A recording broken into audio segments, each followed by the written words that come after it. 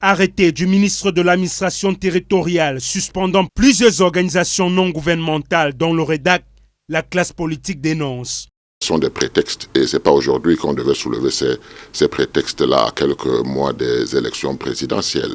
Cela sent quand même quelque chose de phagocyté. La décision de suspension du ministre de l'administration territoriale, pour la plupart, relève de l'Agence nationale d'investigation financière, l'ANIF.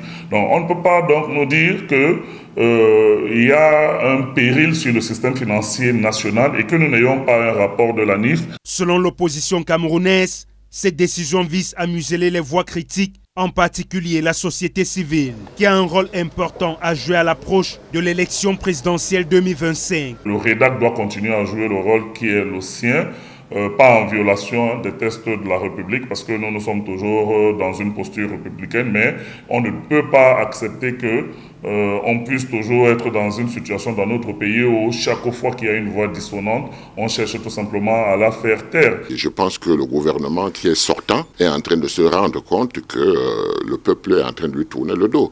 Donc il va par les intimidations et autres opérer.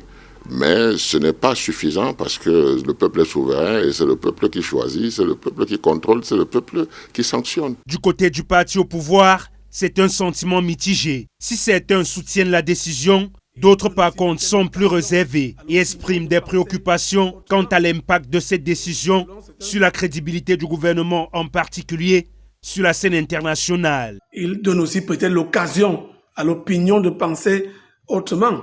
Suspendre une ONG qui œuvre pour la protection des droits de l'homme et des droits humains peut prêter à confusion. Loin de moi de donner des leçons au ministre, mais je pense qu'il faut qu'on apaise davantage le climat social et même le climat politique. Les décisions du MINAD viennent de nouveau alimenter des inquiétudes concernant la liberté d'association et d'expression au Cameroun et soulèvent des questions sur le respect des droits fondamentaux.